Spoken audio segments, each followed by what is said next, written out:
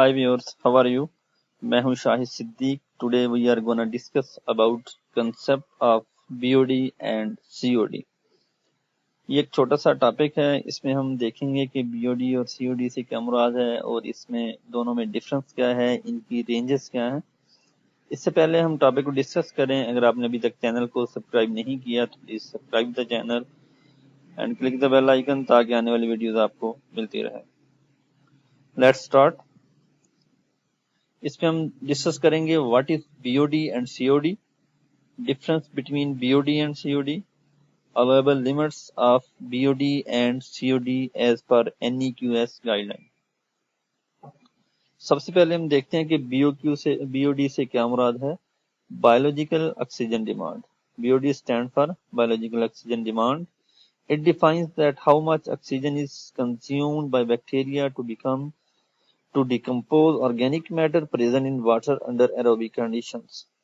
इसमें बेसिकली हमारे पास जो वेस्टेज वाटर होता है किसी भी मैन्युफैक्चरिंग इंडस्ट्री का, आइदर वो केमिकल इंडस्ट्री हो, फार्मास्यूटिकल इंडस्ट्री हो, शुगर इंडस्ट्री हो, उसमें हम देखते हैं कि जो हमारे पास वेस्टेज वाटर है उसमें जो ऑर्गेनिक मैटर है उसकी डिकम्पोजिशन के लिए बैक्टीरिया जो ऑक्सीजन को कंज्यूम करता है उसकी क्या अमाउंट है.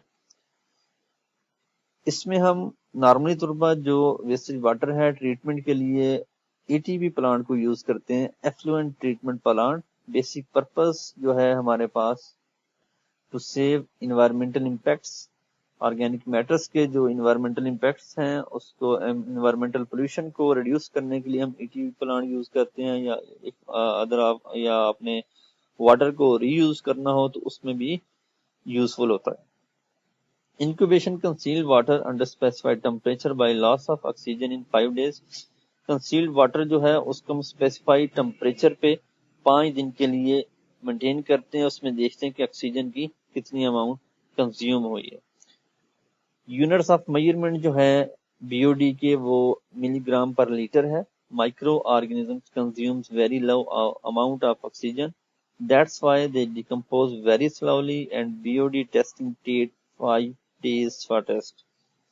जो हमारे पास माइक्रो ऑर्गेनिजम्स होते हैं, आप सबको आइडिया होगा कि ऑक्सीजन की जो बहुत कम अमाउंट वो कंज्यूम करते हैं. यही वजह है कि BOD की जो टेस्टिंग है वो कंप्लीट होने में 5 दिन लगते हैं. 3 to 5 डेज में नॉर्मली तौर पर BOD टेस्टिंग कंप्लीट होती है. इसके बाद हमारे पास है COD, chemical oxygen demand. It defines that how much oxygen is required for oxidation of organic and inorganic matter present in water through chemical. इसमें और BOD में जो फर्क है उसमें हम देख रहे थे ओनली ऑर्गेनिक मैटर की डिकम्पोजिशन के लिए, बट इन COD हम ऑर्गेनिक और इनऑर्गेनिक दोनों मैटर जो प्रेजेंट हो गए वाटर में उनकी डिकम्पोजिशन के लिए जो ऑक्सीजन की अमाउंट चाहिए होती है उसको देखते हैं. और साथ साथ इसमें हम केमिकल भी यूज करते हैं. केमिकल ऑक्सीडेशन मेथड के थ्रू हम इसको नोट आउट करते हैं. Done by incubation of concealed water with strong oxidant potassium dichromate with combination of boiling sulfuric acid under specified temperature and interval of time.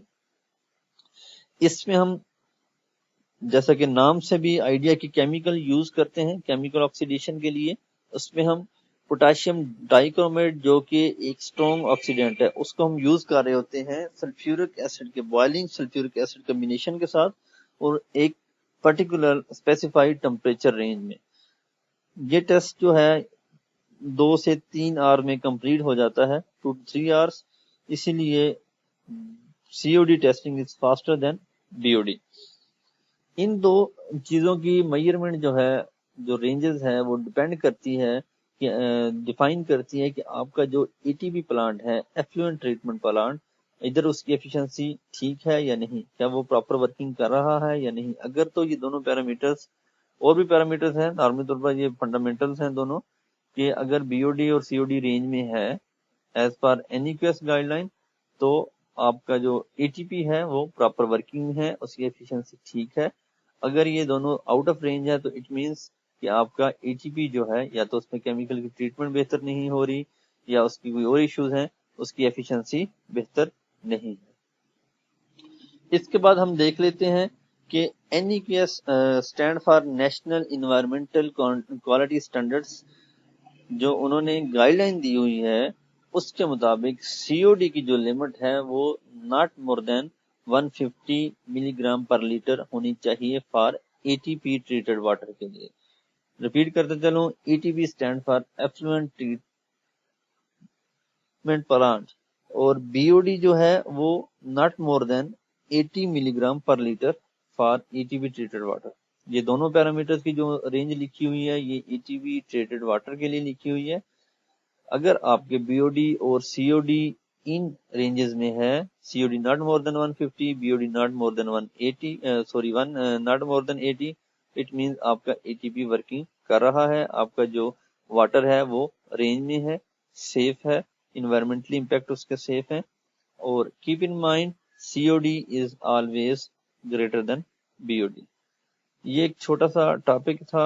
I hope it would be useful specially for the beginners जिनको COD और BOD के बारे में idea नहीं होगा, वो अगर इस वीडियो को देख लें तो क्लियर हो जाएगा कि बीओडी से क्या मुराद है, सीओडी से क्या मुराद है और इसको हम क्यों मेजर करते हैं और इसकी रेंजेस क्या है। You are requested to subscribe, like and share the video. Thank you.